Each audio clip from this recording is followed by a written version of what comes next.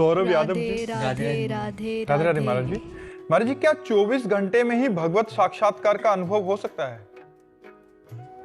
कुछ नहीं कहा जा सकता, एक सेकंड में हो सकता है और कई जन्म लग सकते हैं, क्योंकि भागवत साक्षात्कार भगवान की कृपा से होता है।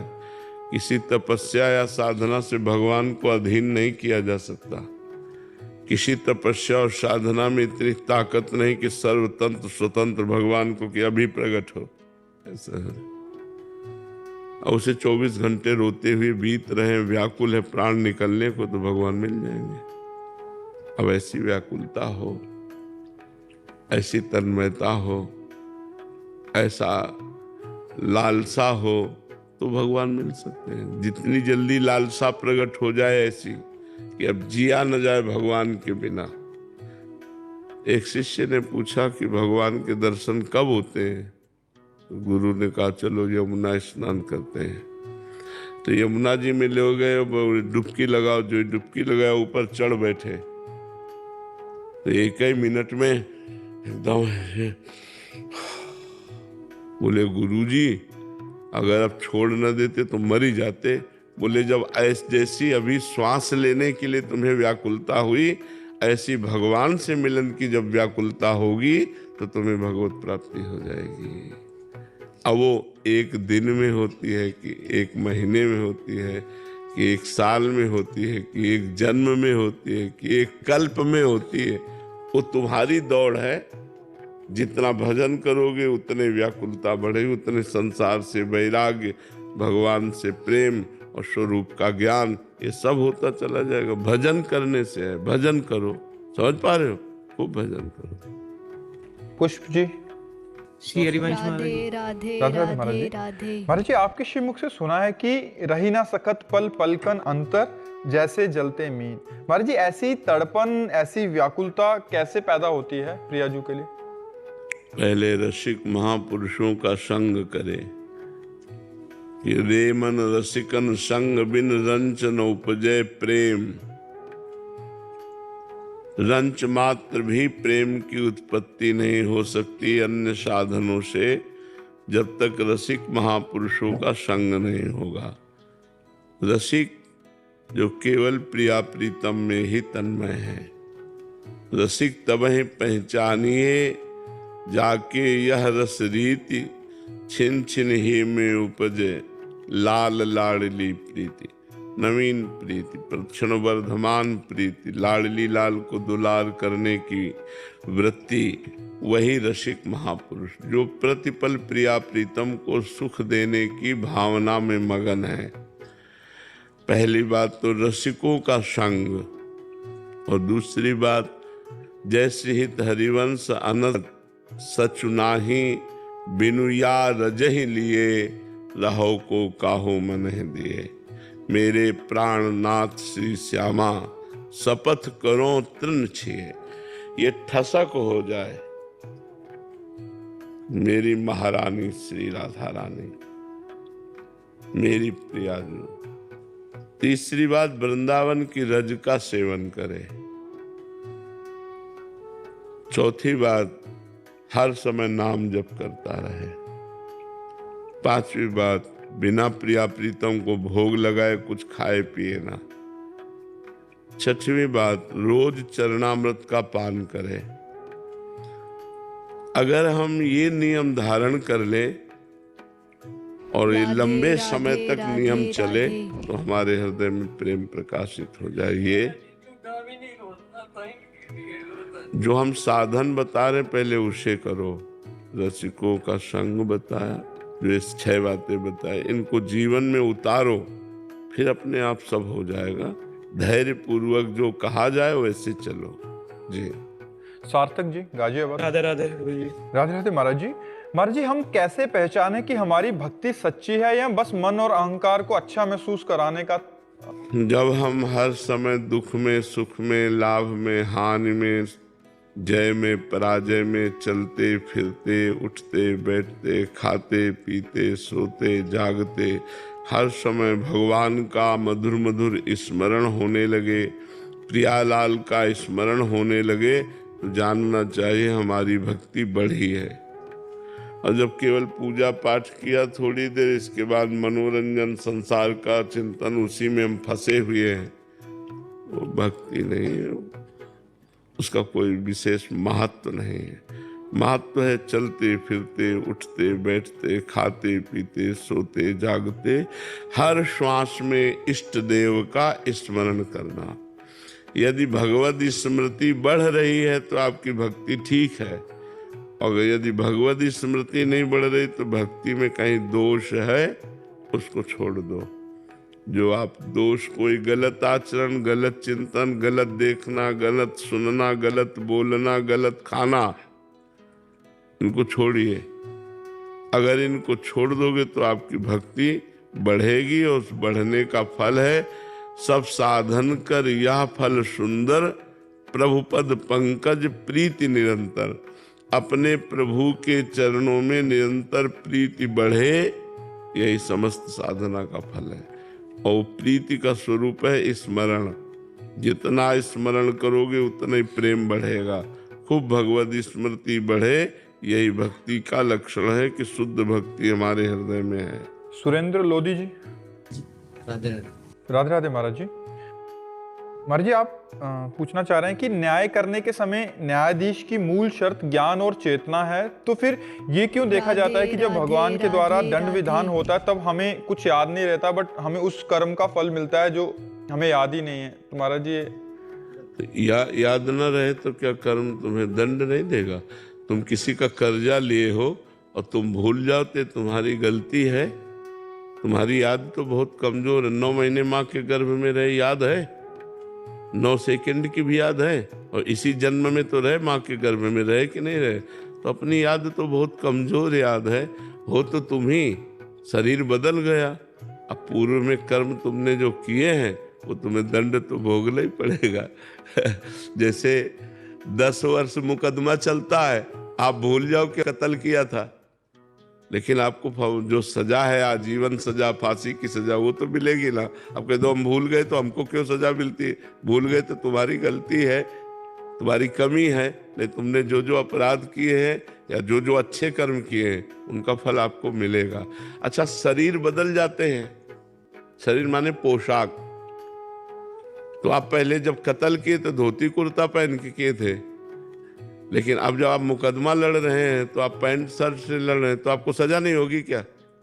सजा तो होगी ना। तो जैसे आप पूर्व जन्म में स्त्री थे या पुरुष थे या क्या थे, आपने पाप किया, अब इस जन्म में आप पुरुष स्वरूप में बालक हैं अभी, तो आपको भयंकर दंड मिला। तो अवस्था थोड़ी देखता है, कानून अवस्था नहीं देखता। जो भागवतिक कानून है वो अवस्था, वो गर्भ में भी दंड दे देगा। गर्भ ही नष्ट हो गया, वो तो दंड विधान कर्म के अनुसार जो आएगा। तो ये थोड़ी देखा जाता है कि बालक बूढ़ा जवान, ये तो कपड़ा है बाहरी, बालक बूढ़ा जवान। जीवात्मा तो पुरातन है ना, भगवान का अंश है ना, और वही गलती करवा रहा तो उसी को भोगना पड़ता है। समझ पा रहे हो आप? तो हमारी स्मृति तो बहुत थोड़ी है, हम इसी जन्म की बातें परसों क्या खाया था 12 बजे दोपहर के? हमारी तो स्मृति बहुत छोटी है। नहीं राधे राधे कि अगर हम राधे अचानक राधे। पूछे, हम ही से पूछ लो ना कि आपने परसों दोपहर के क्या पाया था, सोचना पड़ेगा। परसों की बात, जबकि हमने खाया है, सोचना पड़ेगा हमें। तो फिर हमारी सोच तो बहुत कमजोर सोच है। हम अपनी सोच के अनुसार न्याय कैसे मांग सकते हैं? हमने जो जो किया जन्म जन्मांतरों में, अवश्य में भोक्तव्यम कृतम कर्म शुभाशुभम, हमको शुभ अशुभ कर्म भोगने पड़ते हैं। कुछ माफ भी हो जाते हैं क्या महाराज जी? हाँ, भजन करने से माफ हो जाते हैं। भजन करने से माफ हो जाते हैं। भजन करो, तपस्या करो, तीर्थयाटन करो, पवित्रता पूर्वक दान करो, भगवान का नाम जप करो, इसी से सब पाप नष्ट हो जाते हैं। सर्व पाप नष्ट हो जाते हैं। प्रारब्ध भोगना पड़ता है, प्रारब्ध जो है वो भोगना पड़ता है, पाप सब नष्ट हो जाते हैं। जैसे इसी जन्म में महाराज जी दंड किए, मतलब पाप किए, तो इसी जन्म में दंड क्यों नहीं मिलते? बहुत बड़ी सरकार है, बहुत बड़ा कानून है। कभी कभी मुकदमा चलता रहता है और वो जो क्रिमिनल काम करने वाला होता है वो मर जाता है पहले, अब उसका फाइनल ही नहीं हो पाता है। कभी कभी ऐसे समय फाइनल होता है कि बुढ़ापा आ गया उसका, लड़ते लड़ते अब बोले आजीवन कारावास। महाराज जी बता रहे थे 45 साल बाद उसका निर्णय हुआ कि ये बाइज्जत बरी कर दिया जाए, इसका वो 45 साल जेल में ही रहा वो। 45 साल जाओ, तो ये प्रारब्ध भोग है। तो देखो यहाँ जबकि एक देश की सरकार है तो इतना समय लेती कि नहीं, अनंत ब्रह्मांडों का न्याय है जहाँ, वहां तो ये जन्म का जन्म लग ही जाता है, वहां तो लग ही जाता है ऐसे। ओमकार जी, शेयर रिवेंश महाराज जी। महाराज जी जैसे आप कहते हैं कि भजन कभी व्यर्थ नहीं जाता, तो मान लेते हैं कि इस कलयुग में मैंने अच्छा भजन करने का प्रयास किया किंतु मेरी मृत्यु बिना भगवत प्राप्ति के हो गई, तो मेरा अगला जन्म किसी अन्य युग में हुआ तो मुझे उस युग के आधार पर। अन्य युग में नहीं, इसी अभी तो बहुत बड़ा युग है, इतनी देर थोड़ी तुम वैकुंठ या स्वर्ग में रखे जाओगे, बहुत बड़ा युग है। 4,32,000 वर्ष की आयु है, तो अभी तो 32,000 में 5-6 वर्ष हुए हैं। 4,32,000 वर्ष की आयु कलयुग की। अभी हम सैकड़ों बार जन्मे मरेंगे, 1-2 बार थोड़ी। यदि भगवत प्राप्ति हो गई तो हो गई, और अगर जो भजन प्रयास करता है और उसको भगवत प्राप्ति नहीं होती तो उसको अगला जन्म जो है बड़ा सुविधाजनक मिलता है। धनी मानी पुरुषों के यहाँ और भक्तमान, धनी मानी भी हैं और भक्तमान है, बचपन से ही सब सुख ऐश्वर्य और बचपन से ही भागवतिक वातावरण।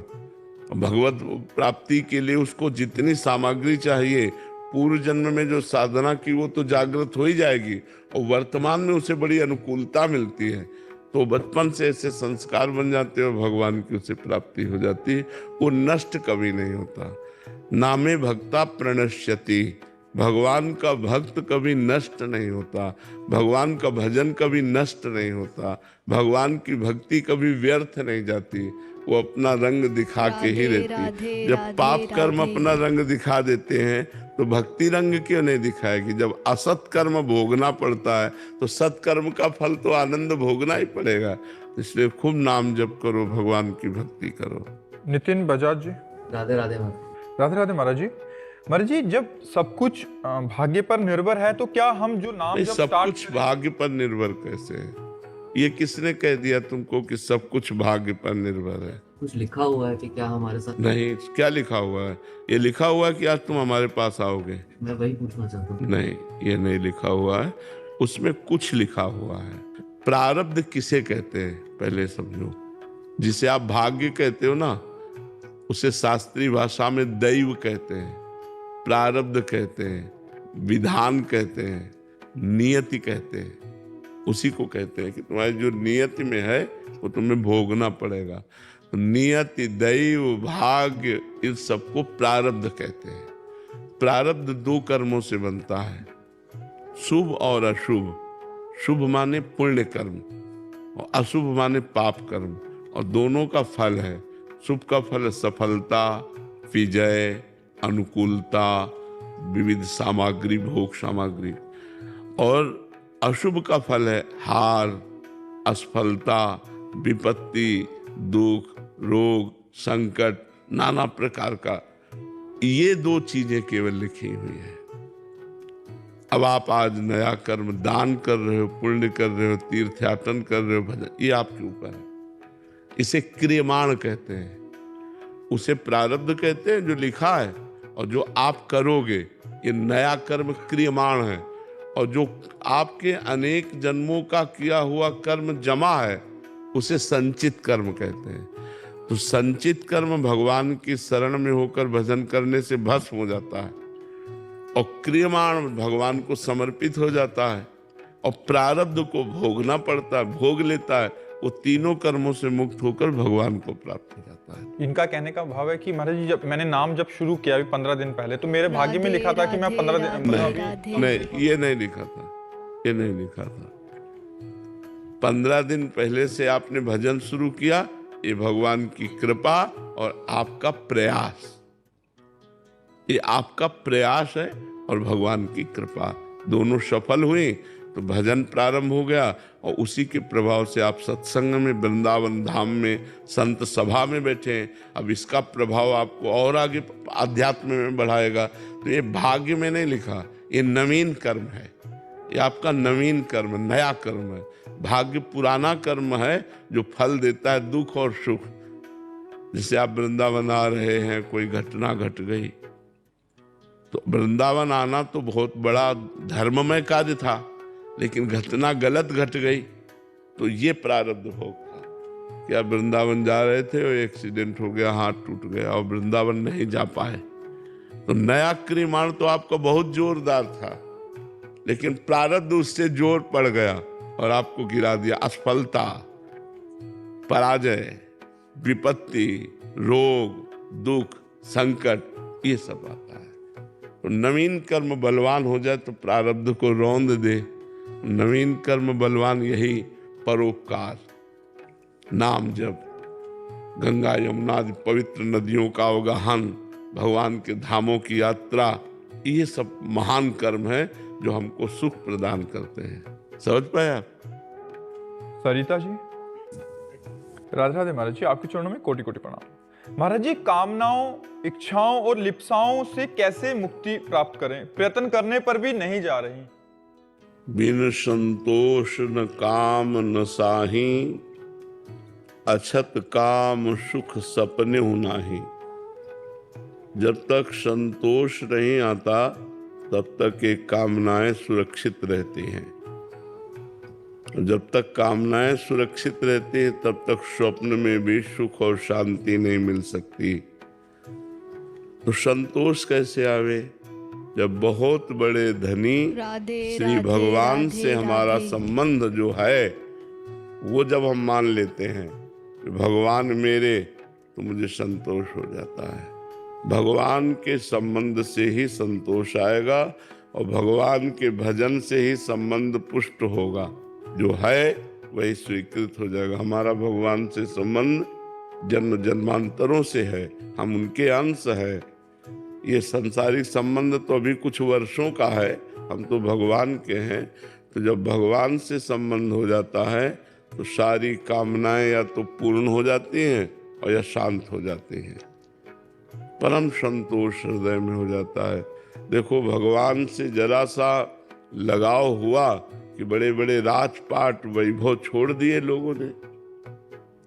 तो हम जो सुख चाहते हैं वो भगवान से संबंध रखने वाले छोड़ देते हैं। इसका मतलब बिना भगवान से संबंध स्वीकार किए इस माया की कामनाओं से हम निवृत्त नहीं हो सकते, और कामनाएं कभी पूर्ण नहीं हो सकती। एक कामना के बाद दूसरी कामना, एक दूसरी कामना के बाद तीसरी, ये चक्र चलता रहता है। तो हम भगवान का नाम जप करें, भगवान की महिमा सुने, लीला कथा सुने, भगवान को अपना माने, इन्हीं के बल से हमारी कामनाएं शांत हो जाएंगी। भगवान बड़े कृपालु हैं, भगवान सबके स्वामी हैं, भगवान सब कुछ हैं। उन्हीं की कृपा से हमारी कामनाएं शांत होंगी। तो भगवान की शरण में होकर भगवान का नाम जप करो। किसका प्रश्न है? समझ पाए आप? तभी सब कामनाएं और जितनी वासनाएं, लिप्साएं, ये सब शांत हो जाएं। जब हम नाम जप करते हैं तो हमारी छुपी हुई मन की वासनाएं बाहर निकलती हैं और भस्म हो जाती हैं। जब नाम जप करते हैं इतना आनंद आता है कि और कोई कामना ही नहीं रह जाती। इसलिए हम भगवान की शरण में होकर नाम जप करें तो सारी कामनाएं, वासनाएं, लिप्साएं सब शांत हो जाएंगी। चिंता न करो, चिंतन करो, भगवान का चिंतन करो। नादिया जी, कजाकिस्तान से।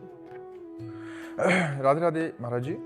महाराज जी, मेरा प्रश्न है कि कैसे आत्मा की आवाज सुने और खुद पर आत्मविश्वास करें?